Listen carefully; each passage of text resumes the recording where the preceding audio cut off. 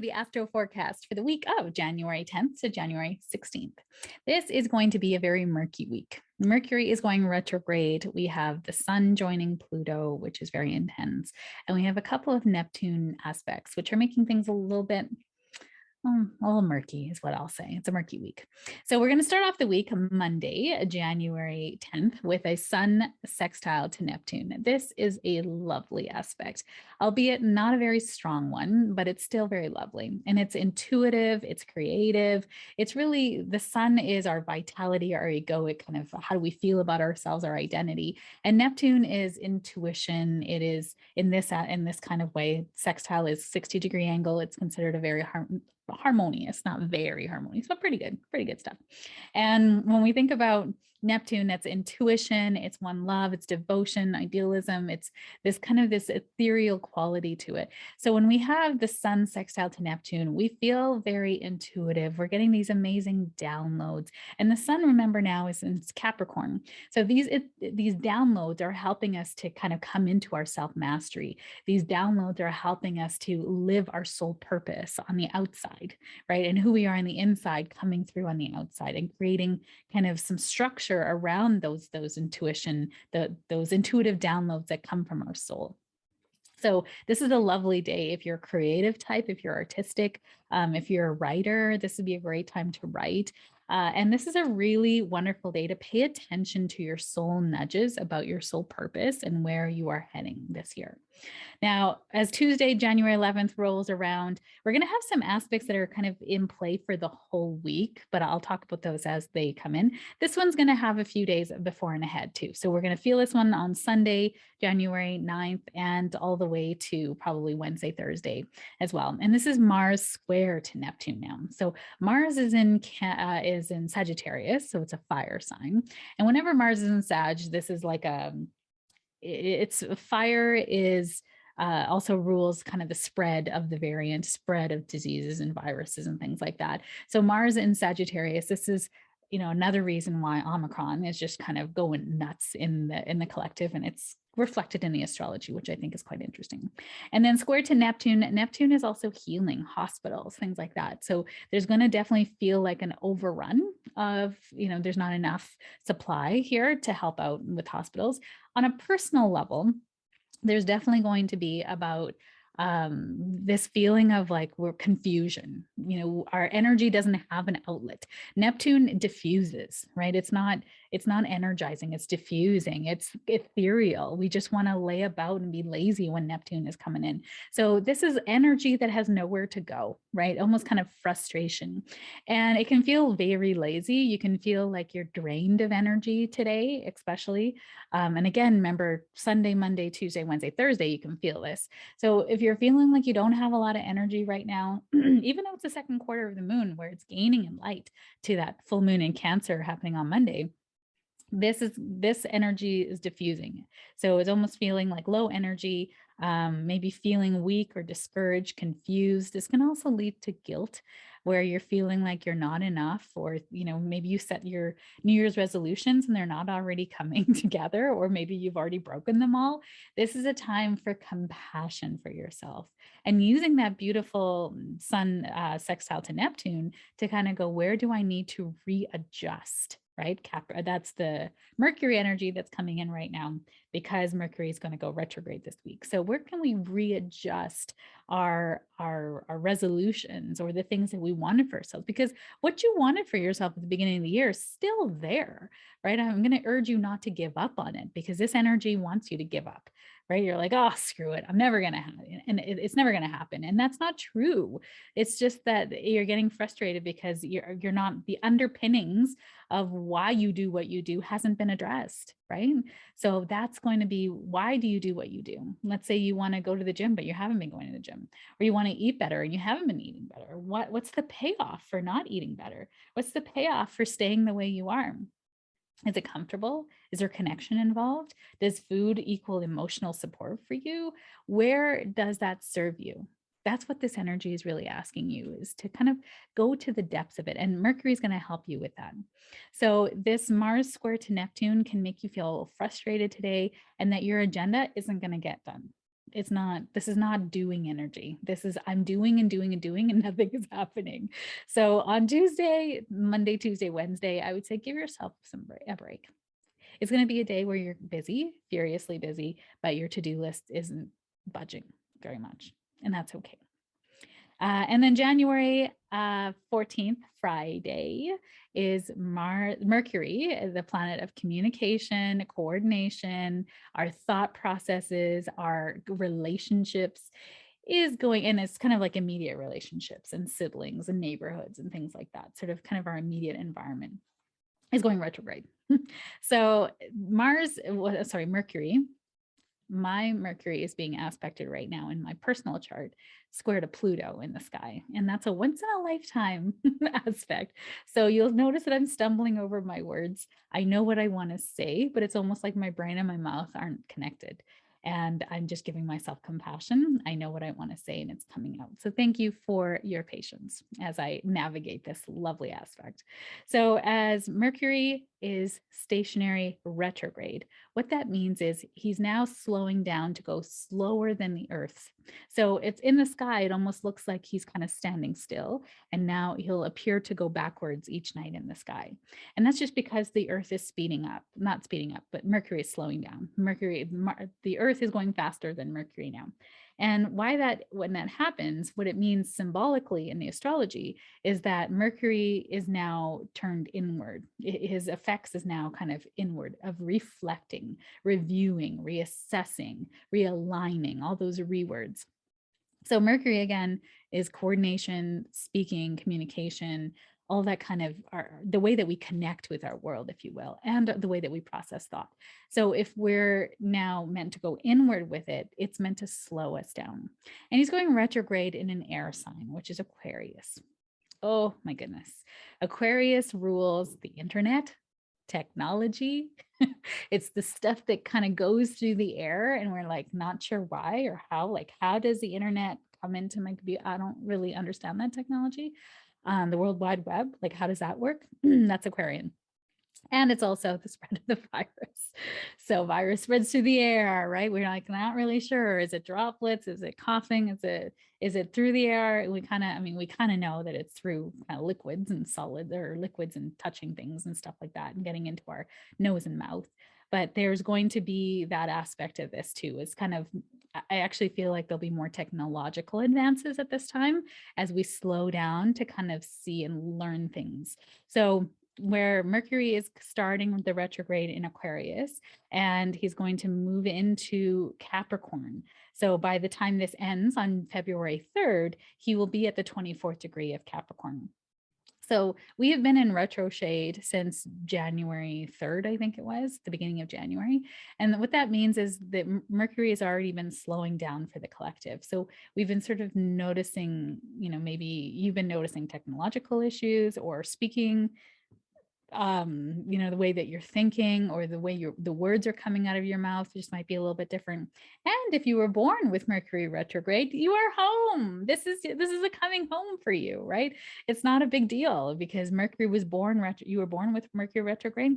It means now that this is just normal for you. Whereas someone like me was born direct, this is really tough for me when Mercury goes retrograde, sorry. And Mercury rules Gemini and Virgo. So if you think about, and the air signs too, because it's, kind of intellect and communication. So, but really it's the ruling planet for Virgo and Gemini. So if you're a Virgo or Gemini, you normally find Mercury retrogrades really tough. And as I do, I could already tell he was slowing down earlier this month. So these two signs of Aquarius and Capricorn are bringing up for the collective kind of this no bullshit, right? These two signs do not put up with bullshit. And so this is a time where we're sort of coming into community, Aquarius, and how can we be there and help the community? And then Capricorn is how can we put that into action? Right? Where have we been failing the collective? What can we do now that supports the collective? And it's not just, physical health. These are actually, Earth sign of Capricorn is kind of more about, it's not so much about the body, it's more about career. But Aquarius, this is about kind of mental health as well, I think, where we kind of, are we there for each other in the community, and have we been able to catch people who have been really struggling? So I think this is going to really bring up kind of information, communication, connection, coordination, Aquarius rules information and technology, and Capricorn is authority figures as well. So we're going to start to see too, I think, is this interesting dynamic with what's coming up on Sunday with authority figures and males in the news and in politics as well. So it's be interesting to notice. So January 14th, the start of Mercury retrograde. He's going to be retrograde till January 3rd, and he will be in shadow till February 24th. So not a good time to sign contracts, not a good time to move, not a good time to travel. And of course, life goes on. If you have to do that, not a good time to have deep conversations with people.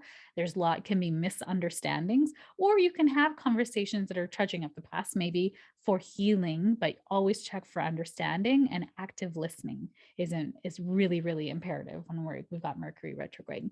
So if you are traveling, have extra sets of documents on paper, not on your phone, because remember, technology can go haywire and things can get lost. All of a sudden your phone shuts off. That's happened to me going through, trying to show my boarding pass on my phone. The phone just died. And I was like, how is it even possible? It was on full battery. I don't understand. And they're like, well, you got to show your stuff. And luckily I always travel with backup paper copies of my airline ticket and all that kind of stuff. So good idea if you're traveling during Mercury retrograde to have paper copies of things, and a lot of patience, and bringing some books with you because nothing's on time.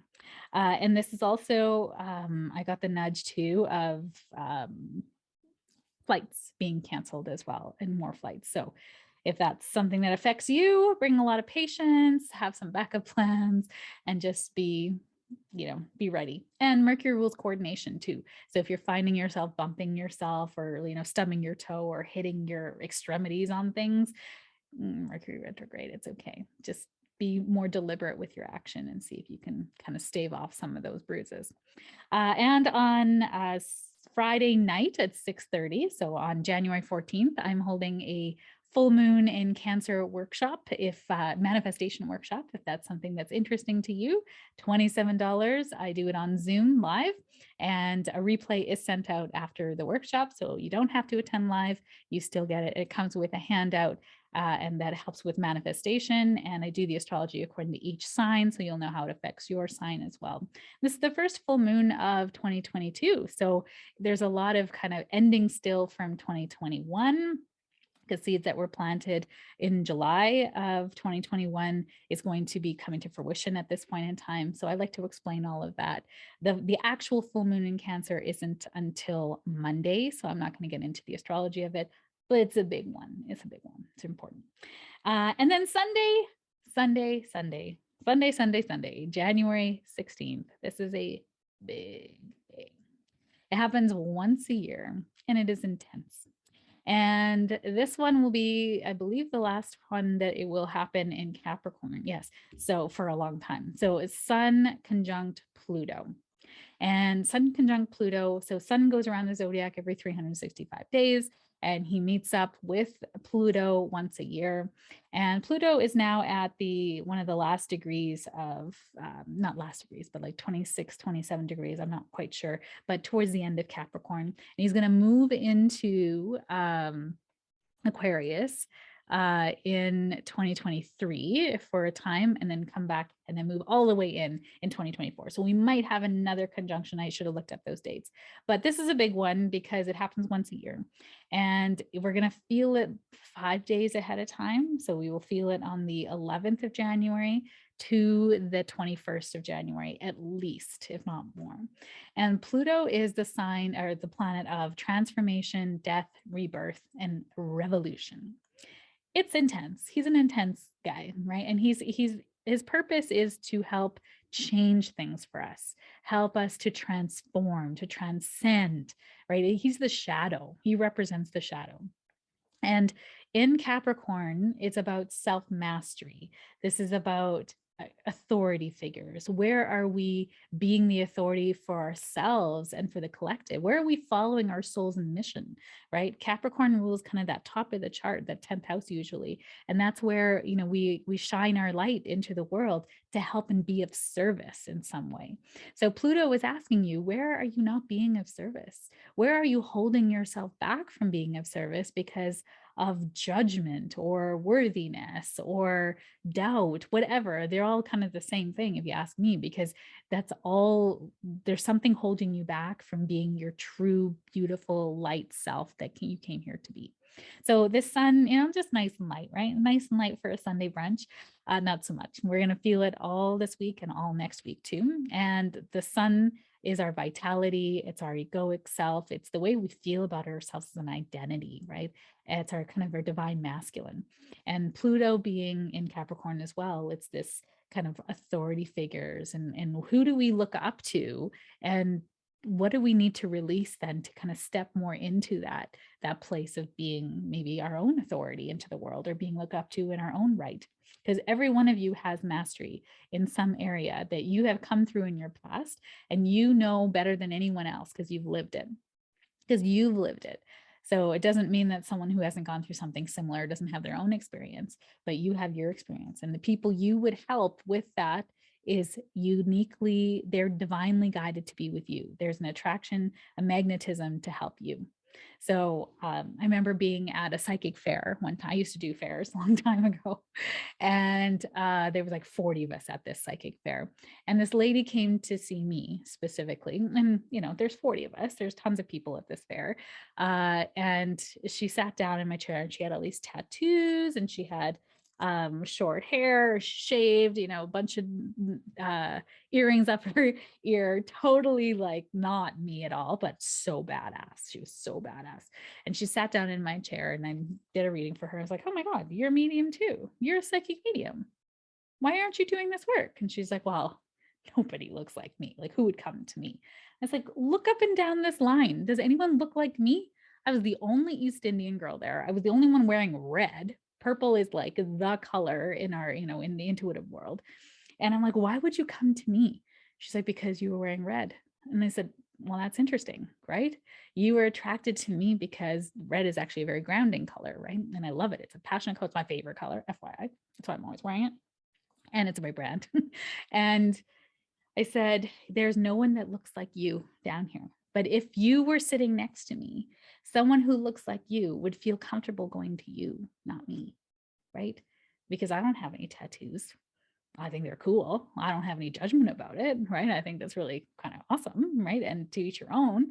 And I don't have a lot of, like, I have one, actually I have 2 earring holes, but I never put the second one in anymore. Like, I'm not badass, you know what I mean? Like, that's not, I think I am in my own right, but not like that. I said, the people who need you are waiting for you, right? Maybe they don't see themselves represented here, so they don't come. And if they could see that you were here, maybe they would come because they need you. They need somebody. And right now they're not seeing anybody. So you got to shine your light. And I think in the next coming year, she was one of the readers at the fair. So I just love that so much. So that's an example. Spirit wanted me to tell you that because I'm like, oh, I'll share that. But it's meant for someone who's watching this. And if that helps you in some way to shine your light, knowing that the people who are coming to you may not come to me because you have more experiences that are magnetic to them than mine. Does that make sense? So shine your light. Please don't wait for someone to give you a stamp of approval. Do the thing, take the courses, do the things that make you feel comfortable. And if I can help you and support you, I absolutely will, because helping people shine their purpose and be in alignment with their soul's divinely guided purpose, that's my jam, because that's what I did. I know what to do because I came through it myself, and I know how to help people who are doing that too. So wishing you a wonderful week ahead as it sets you up for that full moon in Cancer on Monday, January 17th. I'll have more about that next week. If you'd like to join me for that workshop, the link will be in my bio, or you can message me directly and I'll help you out with that. Wishing you a wonderful week ahead. Thank you for being here. I appreciate you.